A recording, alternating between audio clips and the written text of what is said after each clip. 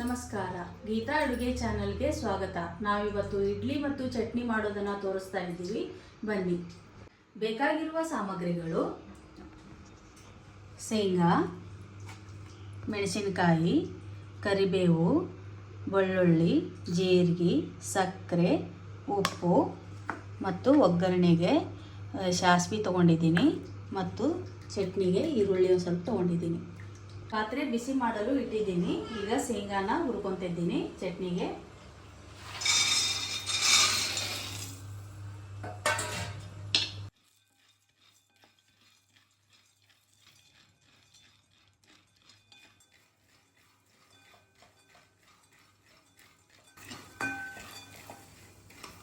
ಒತ್ತಬಾರ್ದು ಶೇಂಗಾ.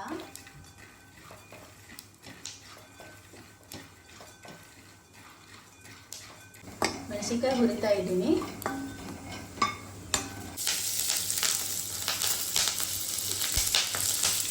ಸ್ವಲ್ಪ ಜೀರಿಗೆ ಹಾಕ್ತಾ ಇದ್ದೀನಿ.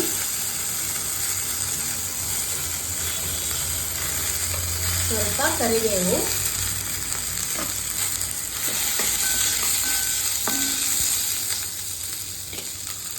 ಸ್ವಲ್ಪ ಬೆಳ್ಳುಳ್ಳಿ ಹಾಕ್ತಾ ಇದ್ದೀನಿ.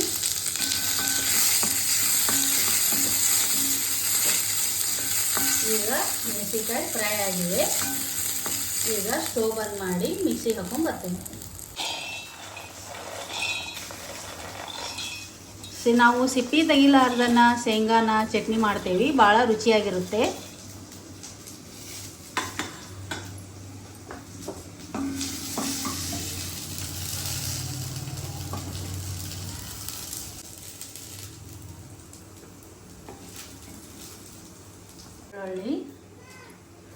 ಈರುಳ್ಳಿ,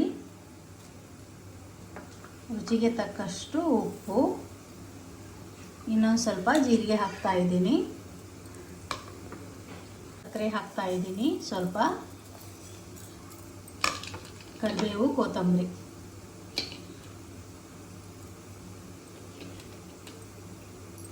ಮಿಕ್ಸಿಗೆ ಹಾಕೊಂಡು ಬರ್ತೀನಿ. ಈಗ ಮಿಕ್ಸಿಗೆ ಹಾಕೊಂಡು ಬಂದಿದ್ದೀನಿ, ರೆಡಿಯಾಗಿದೆ.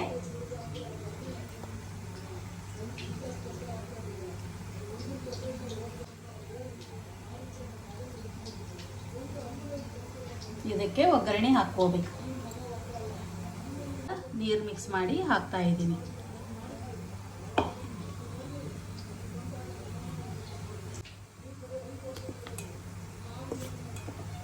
ಗಟ್ಟಿ ಚಟ್ನಿ ಇಡ್ಲಿ ಮಸ್ತ್ ಟೇಸ್ಟ್ ಆಗುತ್ತೆ.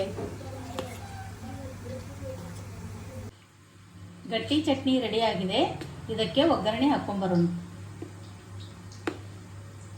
ಜೀರಿಗೆ ಮತ್ತು ಸಾಸಿವೆ,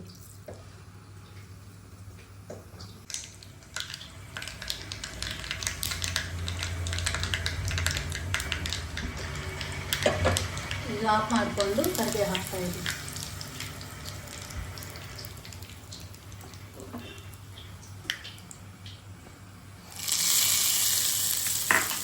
ಚಟ್ನಿ ರೆಡಿಯಾಗಿದೆ.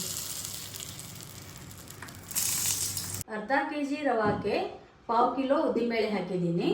ಸರಿಯಾಗಿ ಉಬ್ಬಿ ಮಿದುವಾಗಿ ಇಡ್ಲಿ ಬರ್ತವೆ. ಇದು ಫರ್ಮೆಂಟೇಷನ್ ಆಗಿದೆ.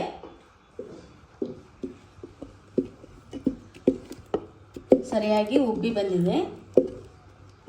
ಈಗ ಸ್ವಲ್ಪನೇ ನೀರು ಹಾಕ್ತಾ ಇದ್ದೀನಿ, ಜಾಸ್ತಿ ಹಾಕಬಾರ್ದು.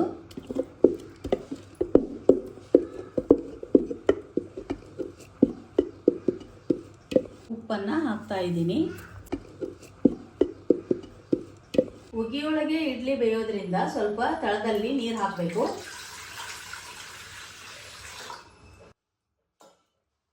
ಸ್ಟವ್ ಹಚ್ಚಿ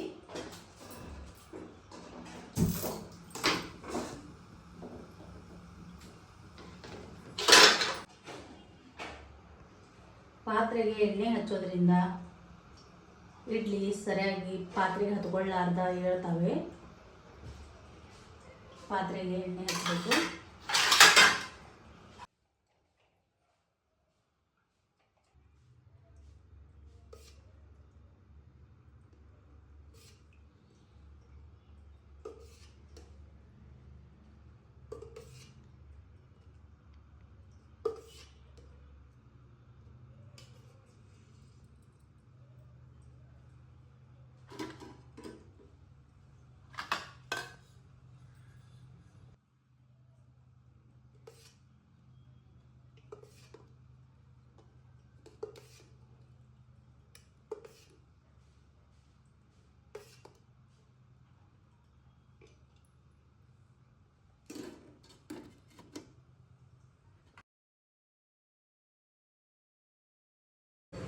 ಈಗ ಮುಚ್ತಾ ಇದ್ದೀನಿ. ಗ್ಯಾಸ್ ವಾಲ್ಯೂಮ್ ಜಾಸ್ತಿ ಇಡ್ತಾ ಇದ್ದೀನಿ. ಈಗ ಇಡ್ಲಿ ರೆಡಿ ಆಗಿದೆ.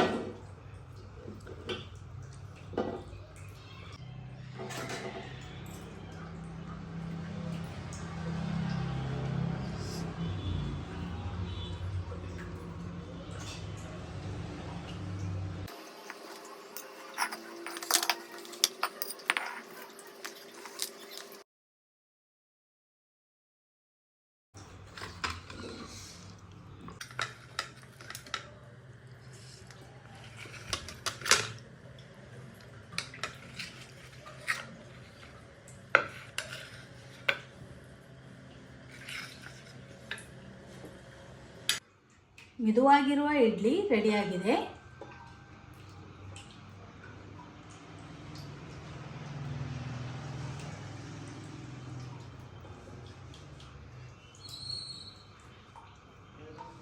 ಉತ್ತರ ಕರ್ನಾಟಕದ ಇಡ್ಲಿ ಮತ್ತು ಗಟ್ಟಿ ಚಟ್ನಿ ರೆಡಿಯಾಗಿದೆ. ಉತ್ತರ ಕರ್ನಾಟಕದ ಇಡ್ಲಿ ಮತ್ತು ಗಟ್ಟಿ ಚಟ್ನಿ ರೆಡಿಯಾಗಿದೆ. ಸರ್ವ್ ಮಾಡ್ತಾ ಇದ್ದೀನಿ.